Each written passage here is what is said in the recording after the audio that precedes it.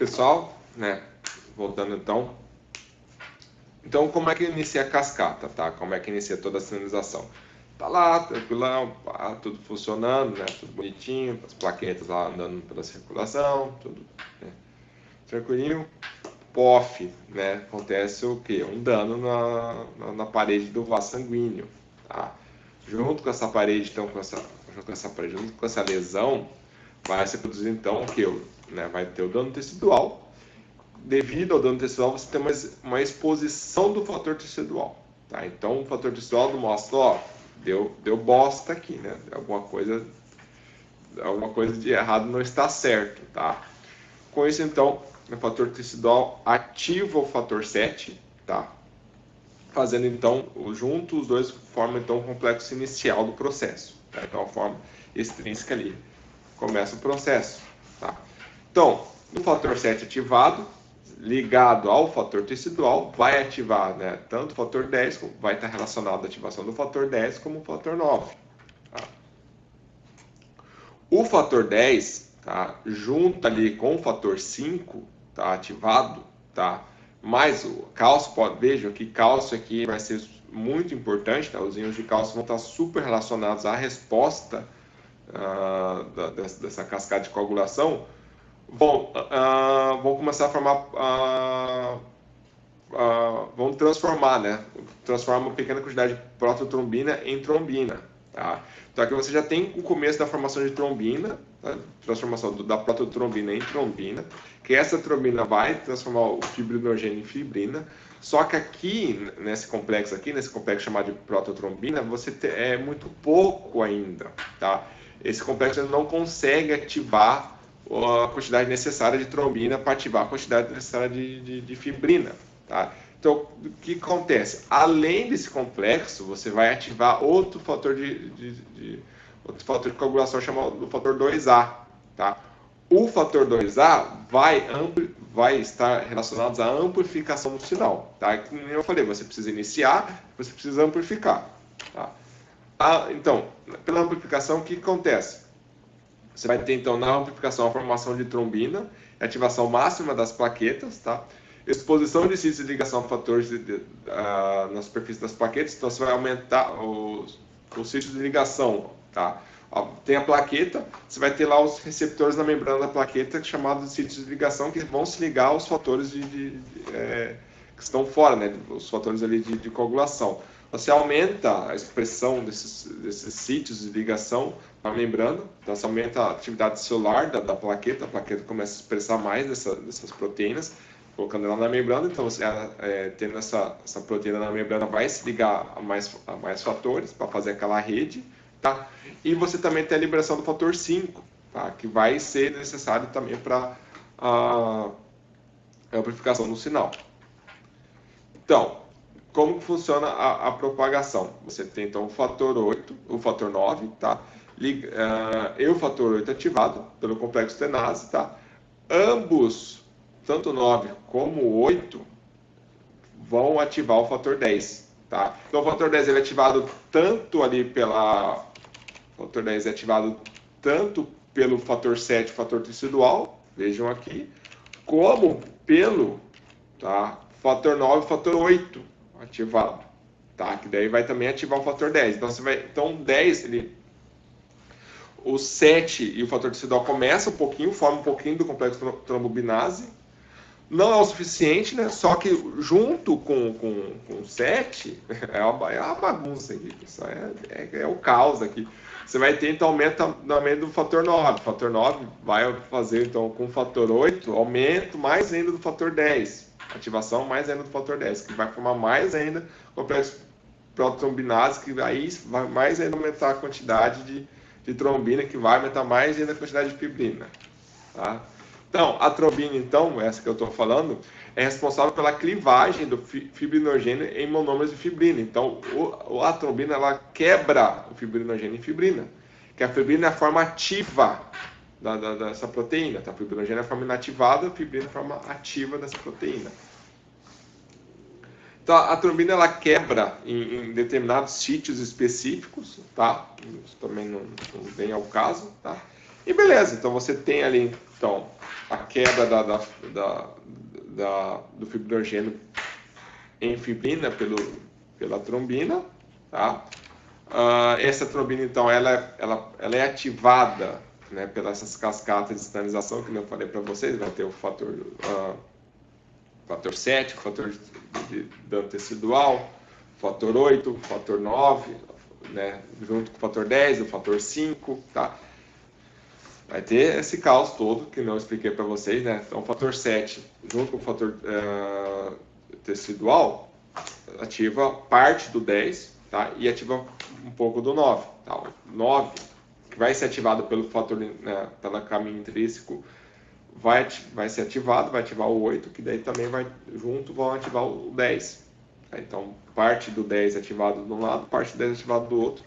E por isso você tem, então, o 10 fazendo o complexo chamado complexo protrombinase, junto com o fator 5, que daí esse protrombinase transforma, né, a trombina na forma ativa dela, e com isso a trombina quebra o fibrinogênio em fibrina. Tá? Quando você quebra, ele ativa. Tá? E, legal, né? Você tem toda a sinalização, tá? Você para fazer a coagulação, mas uma hora tem que chegar ao fim, né? Imagine se um processo desencadeia um processo em todo o corpo sistêmico, a pessoa vai sofrer trombose em várias artérias, várias veias, e vai levar o paciente à morte. E não é isso que acontece, né? Então, essa ativação acontece só na área lesada, tá, pessoal?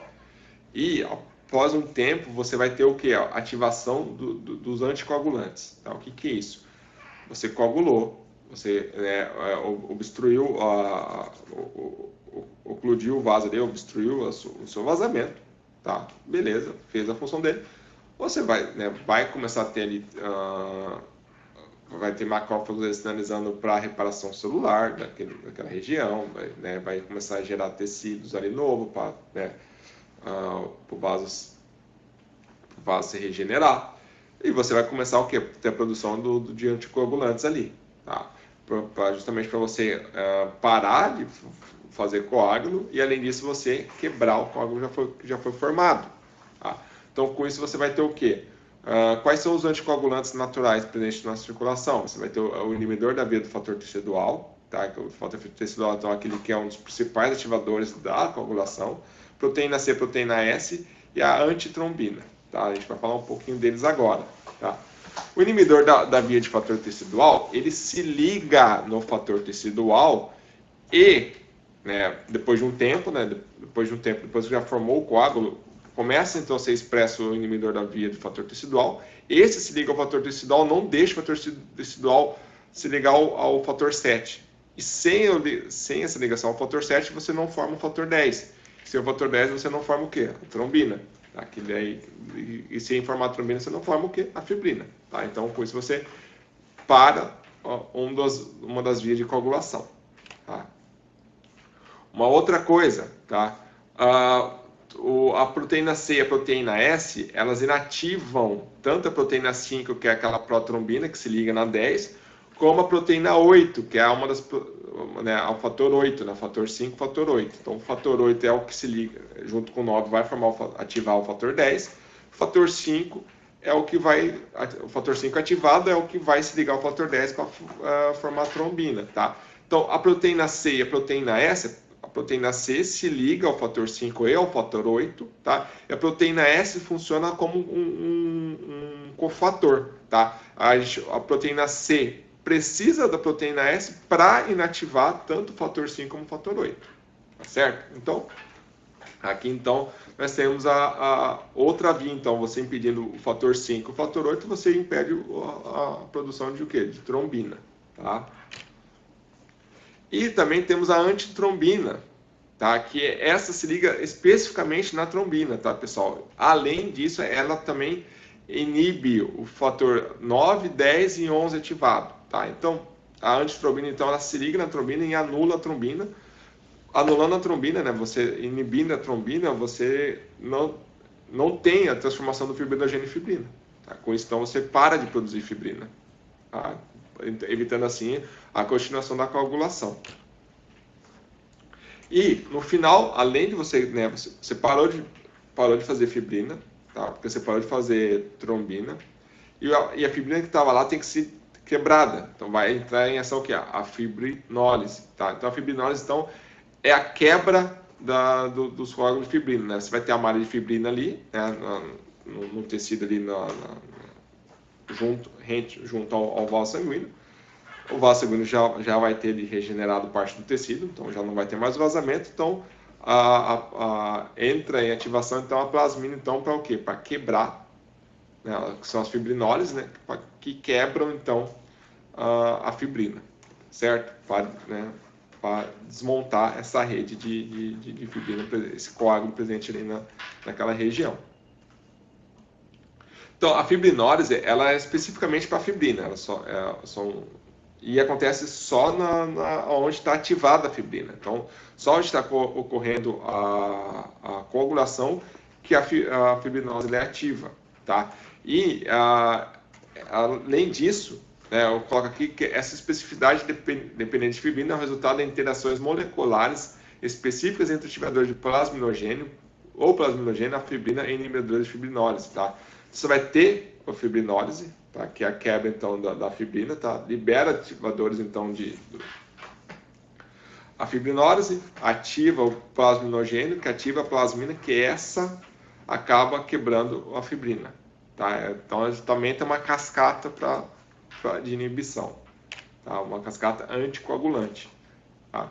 Então, como é que ocorre a fibrinólise? Como é que ocorre a quebra da fibrina, tá? A plasmina, então, ela reage com a fibrina, quebrando a fibrina em fragmentos, tá? Nós temos, então, o fragmentos D e fragmentos Z, tá? E esses fragmentos eles podem ser utilizados, então, como marcadores também, que eles vão estar na circulação, eles podem ser utilizados, então, como marcadores para ver se o paciente está, se o anticoagulante está fazendo efeito no paciente. Se presente, né, se for constatado que você tem dímeros D e E ali, né, fragmentos de fibrina, quer dizer que ela está sendo quebrada, quer dizer, então, que os anticoagulantes, tanto naturais ou como sintéticos, né, que dependendo do paciente vai ter que ser feito uso de anticoagulantes no paciente, vai ver que está dando resultado através da medição dos fragmentos D e E, tá? A aula de hoje é essa, tá, pessoal? Espero que vocês tenham gostado. Eu sei que é um pouquinho confuso, mas você conseguir, é que nem Dark. Se vocês assistirem Dark lá, vocês têm que estar com o caderninho aqui anotando, porque vai e volta, e vai e volta, e vai, e é cascata daqui, é cascata dali, é parecido aqui, pessoal, tá? Só não é tão legal, tem que admitir. Eu não terminei ainda, então se alguém me contar spoiler, já está reprovado automaticamente na disciplina, tá? Mas é isso, pessoal, espero ter gostado, tá? E é isso, até semana que vem, tchau!